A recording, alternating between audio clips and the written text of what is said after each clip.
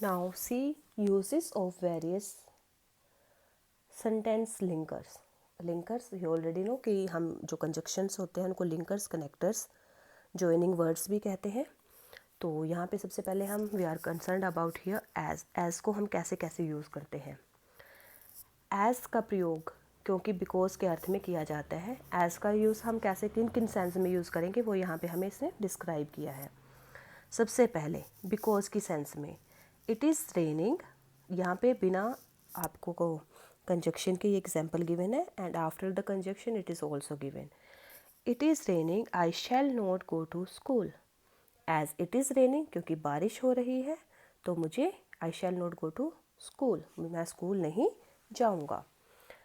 As का use van की sense में कब यूज़ करते हैं हम as I reached the station, जब मैं स्टेशन पर पहुंचा, the train started, train start हो चुकी थी। और एज का प्रयोग कब करते हैं, जब दो काम हमारे साथ साथ हो रहे हों। Ram worked he sang, Ram sang as he worked, या Ram worked as he sang. उसके बाद धीरे धीरे होने वाले कार्यों को दर्शाने के लिए भी हम एज का यूज़ करते हैं। As the sun rises the fog disappears, जैसे ही जो सनराइज हुआ, जो फोग थी वो डिसअपियर हो गई। तो जब टू एक्शंस हमारे साथ साथ हो रहे हो तब भी हम एज का यूज़ करते हैं। After this comes use of since. Since to show reason, reason को दिखाने के लिए हम सिंस का कैसे यूज़ करते हैं। Mahesh was busy he could not meet Ramesh. Since Mahesh was busy, क्योंकि महेश बिजी था, he could not meet Ramesh, वो रमेश से नहीं मिल सका। तो यहाँ पे हम वैसे तो एज का यूज़ भी हो जाएगा क्योंकि अभी अभी हमने किया है कि बिकॉज की सेंस में हम एज का भी यूज़ कर सकते हैं, but we can also use since to show reason. Then comes to show the length of time for time fixed point. We already have studied this in our earlier classes. For continuous tenses, perfect continuous tenses, we use since and for. Since is used for point of time. जब एक particular point आपको time का given होता है तब हम since का use करते हैं। Ram went to Jaipur.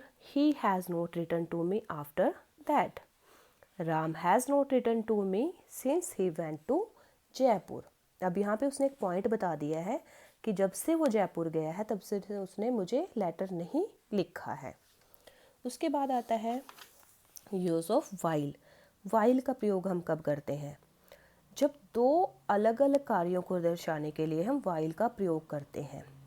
मान लो कि 2 पर्सन्स हैं और वो दोनों उस टाइम पे कोई काम कर रहे हैं, तो मतलब 2 पर्सन हो गए लेकिन दोनों अलग अलग काम कर रहे हैं बट सेम टाइम पे कर रहे हैं, तब हम वाइल का यूज़ करते हैं। जैसे Ram is playing while Shyam is reading, Radha is cooking while Seema is playing, इस तरह से भी आप कर सकते हो।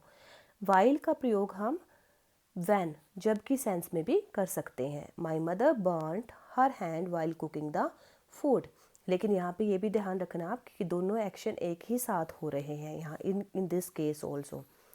उसकी मम्मी का हाथ कब जला, जब वो खाना पका रही थी, तो खाना पकने वाली और हाथ जलने वाली जो दोनों क्रियाएं हैं हमारी वो साथ के साथ हुई हैं। देन का प्रयोग हम कंपैरेटिव डिग्री में करते हैं। You have done it so many times, Ram is better than Shyam. Then comes just then. Just then का यूज़ हम उस काम को बताने के लिए करते हैं जब जो अचानक तब हो जाए जब कोई और कार्य पहले से ही चल रहा हो। जैसे the thief was coming out of the house just then a policeman reached there. जो थीफ था वो घर से बाहर निकल रहा था और उसी टाइम जो पुलिस वाला है वो वहाँ पर पहुँच गया। Just because sometimes when we talk, when we are just doing conversation with our friend and anyone else, we use this word just because. जब आप ये रीज़न देते हो कि केवल इसलिए क्योंकि, तब हम इसका यूज़ करते हैं कि सिर्फ मैंने इसलिए ये काम किया। Then he stole things just because he liked stealing, उसने उन चीज़ों को स्टोल किया, क्यों? क्योंकि वो उन चीज़ों को because just he liked stealing, क्योंकि उसको चुराना अच्छा लगता था। टिल और अनटिल क्या किस सेंस में यूज़ करते हैं हम? जब तक नहीं। Wait here till I return, यहाँ पर वेट करना जब तक कि मैं ना लौट आऊँ, ठीक है। उसके बाद होता है इफ़ एंड अनलेस। इफ़ और अनलेस हम किस सेंस में यूज़ करते हैं? यदि नहीं, इफ़ नोट की सेंस में। If you work hard you will pass. Unless अगर यहाँ पे देखो हमें इफ़ नोट लगाते, if note you work hard you will not पास, तो अनलेस जो होता है हमारा इफ़ नोट की सेंस बनाता है, but we will use unless क्योंकि अनलेस हमारा कंजक्शन होता है।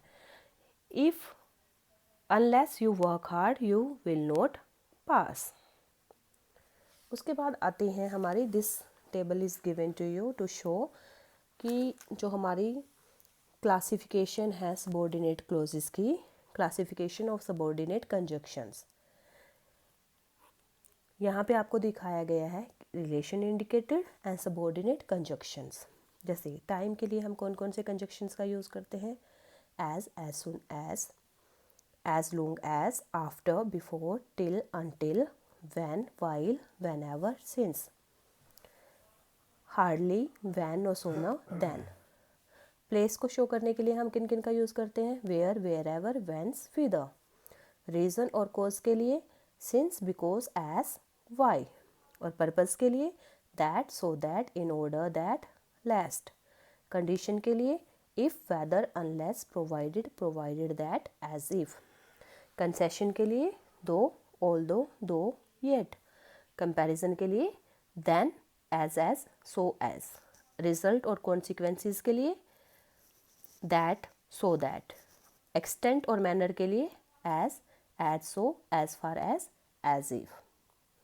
I hope this is clear to you. Thank you.